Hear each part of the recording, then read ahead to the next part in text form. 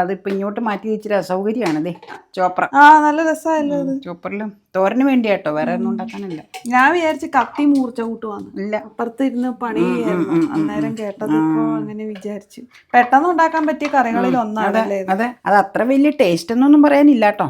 എനിക്കിഷ്ടാട്ടോ, കാരണം ക്യാരറ്റ് എപ്പോഴും നല്ലതാണല്ലോ. അല്ല, അപ്പയ്ക്ക് ഇഷ്ടമല്ല മധുര എന്ന് പറയും. പറഞ്ഞത് ശരിയാ, മധുരം ഉണ്ട് ക്യാരറ്റിന്. ഞാനൊരു സവോളയും കൂടെ ഇടൂലോന്നേ. പിന്നെ ബീറ്റ്റൂട്ട് ഇരിപ്പുണ്ടെങ്കിൽ ബീറ്റ്റൂട്ടും ക്യാരറ്റും കൂടെ ഇട്ട് മെഴുക്ക് പുരട്ടി നല്ലതാട്ടോ.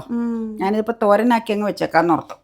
അപ്പൊ ദേ ക്യാരറ്റ് ഒരു സവോളയേ ഉള്ളൂ, പിന്നെ കറിവേപ്പില, ചതച്ച മുളക് പൊടി, മഞ്ഞൾപ്പൊടി, ഉപ്പ് ഇത്രയും ചേർത്ത് അങ്ങ് തിരുമ്മി വെച്ചു. തട്ടിക്കൂട്ട് തോരൻ. വെളുത്തുള്ളിയും ചുവന്നുള്ളിയും ഒന്നും ചതച്ചിടുന്നില്ല കേട്ടോ. തട്ടിക്കൂട്ടായിട്ട് എല്ലാം തിരുമ്മിയേച്ചൊരു തോരൻ ഉണ്ടാക്കും. എളുപ്പ വഴിയിലുള്ള ഒരു തോരൻ. അരിയലില് നല്ല ഭംഗിയുണ്ട് അത് കാണാൻ. നല്ല മനോഹരായിട്ടിരിക്കുന്നത് കാണുമ്പോ തന്നെ ആ കറി കഴിക്കാൻ തോന്നും. ശാസ്ത്രീയമായിട്ടല്ലാന്ന് ഞാൻ പറഞ്ഞു, രാത്രി ആയതുകൊണ്ട്. ഇന്നത്തെ ചീൻചട്ടിയിൽ വെളിച്ചെണ്ണയുണ്ട്, കടുക് പൊട്ടിക്കാൻ ഇട്ടിട്ടുണ്ട്. ഈ ഈയൽ പറക്കണോണ്ടാണ് മൂടി വെച്ചേക്കണം കേട്ടോ. ഈയൽ ഇതിനകത്തേക്ക് വീണ വെജ് കറി നോൺ വെജ് ആയി മാറും. അതുകൊണ്ട് അങ്ങനെ വെച്ചേക്കണം കേട്ടോ. എന്ത് രീതിയില പുറത്ത് പാത്രത്തിൽ ഞാൻ വെള്ളം വെച്ചിട്ടുണ്ട്. നമുക്ക് പ്രേക്ഷകരെ ഒന്ന് കാണിക്കാം. വലിയ ബേസിനിലാണ് വെള്ളം വെക്കേണ്ടത്. പക്ഷെ വലിയ ബേസിനിങ് ചീത്തോരപ്പനെ കിടപ്പുണ്ട് വരണം. ആ കാല് കഴുകാൻ നമ്മൾ ബേസിൻ്റെ അതിന് എടുത്തോണ്ടൊന്നും വരാൻ പറ്റൂല. സമയം 7 ആയില്ല, 6:40 ആയുള്ളൂ. പൂരാക്കൂരി ഇരുട്ടാ. ഈ സമയമാകുമ്പോൾ നേരത്തെ സന്ധ്യ ആവുമല്ലോ.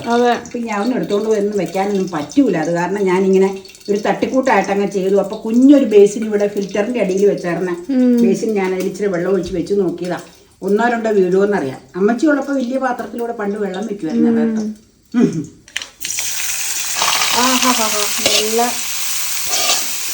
നല്ലതായിട്ട് ആ അരിവിന്റെ ഭംഗിയൊന്നും വേറെ തന്നെയാണ്. ഈ പഴയ ആൾക്കാർ കറിക്കരിയൊക്കെ കണ്ടിട്ടില്ലേ, നല്ല ഭംഗിയായിട്ട് കുരുകുരുന്നായിരുന്നു. ഇവിടെ അമ്മച്ചി അരിയായിരുന്നു അങ്ങനെ അരിയണത്.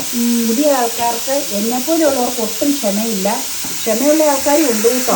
ഒരു ഭാഗവും തട്ടിക്കൂട്ട് വേഗം ഉണ്ടാക്കണം എന്നുള്ളൊരിതുണ്ടാവും. പക്ഷെ നല്ല ഭംഗിയായിട്ട് അരിയാൻ ഇഷ്ടംപോലെ ആൾക്കാരുണ്ട്.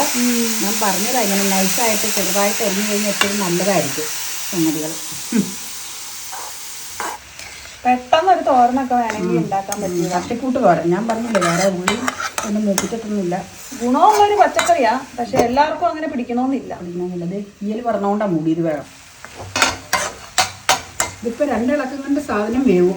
അതെന്നാന്ന് വെച്ചാൽ ചോപ്പറിൽ അരിഞ്ഞുകൊണ്ട് വളരെ നൈസല്ലേ, ഒട്ടും കട്ടിയില്ലല്ലോ. അതുകൊണ്ട് വേഗം വേവും. ക്യാരറ്റിന് പിന്നെ വേവ് കുറവല്ലേ.